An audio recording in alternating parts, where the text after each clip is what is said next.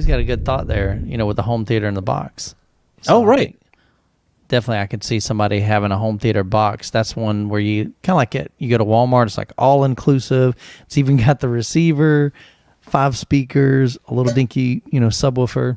So I could definitely see the natural progression from that, because you buy those honestly and you go, wow, what did I just spend $300 for? Well, I think like with Cody, I'm totally with you on the whole. My dad had this stuff, so therefore I'm kind of there. Mm-hmm.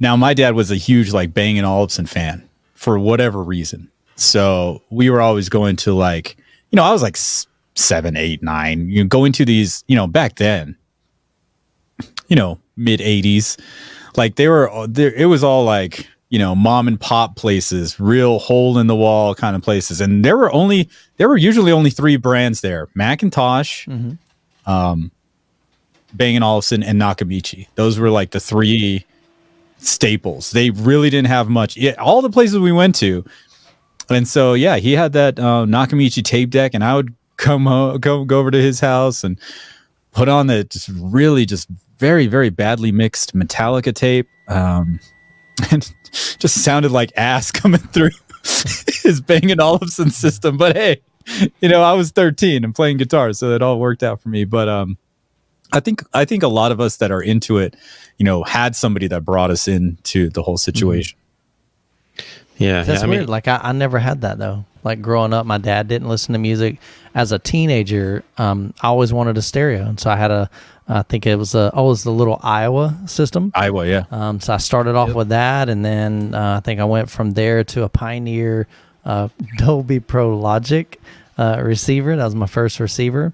And then I started working for Circuit City, and then I got an Onkyo, and then I got a Velodyne sub and some Polk speakers. And I just have always had that passion since I literally was a teenager, but nobody around me had the same stuff. Nobody had a stereo. So maybe sometimes that's just ingrained in us, but definitely having a family member, a grandfather or a father that loves that, and you spend time with them, I think a lot of times that passion rubs off onto you. So, but I didn't have that. So it was just me.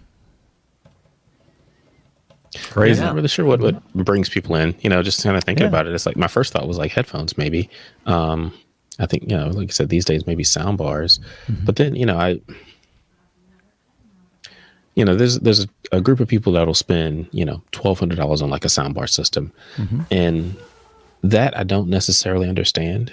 Right. As much, because at that point it's you're not alone unless you're really tight on space and you just can't do separates. It's like at that point you're getting into that separates territory,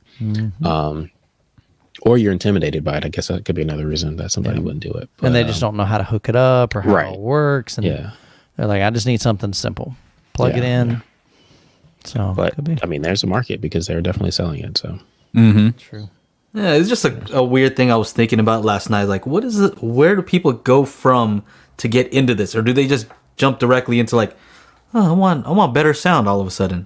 Like, is that how it happens, or what is the product that gets them to that point? And so I really couldn't figure it out. So I was hoping that you guys would have an answer. You folks out there, maybe leave it in the chat if you have an idea what you think it is. I was thinking maybe computer speakers, like decent, like $100 pair of computer speakers. I think it's a near field experience, meaning like you don't get as much of the room. And so maybe people hear that like, oh, that sounds pretty good here at my desk. Oh, my TV doesn't sound that good. What's up with that? Right. How do I get this type of experience over there? Maybe that might be it. I don't know.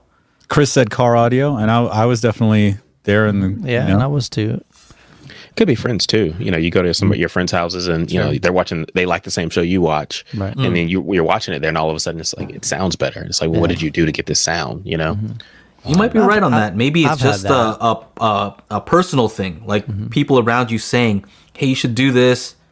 Your speakers suck. Yeah. Your speakers. I've had people come over to my house, like especially like younger guys, because I was a youth pastor for 23 years, and so we always had teenagers over, and so especially like a lot of the guys are like, "Oh, kid, this is crazy, man," And so over the years, I've helped them to find some, especially budget friendly, because they're in college, they don't have any money.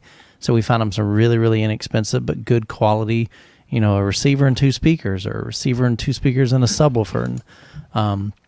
And so, I could definitely see how the relationship would sometimes spawn an interest in that, because they're exposed to it and they'd never heard that before. So definitely I could see that. So Kanga, he agrees with you, Cody. He says absolutely community sharing, comparing thing. In which case, you know what? If that's the case, then I think that we need to make sure that we do more of what we're doing here, which is like foster that community. Make sure it's not a scary place to be, because sometimes you jump into these forums, you're like, oh man, everybody's arguing.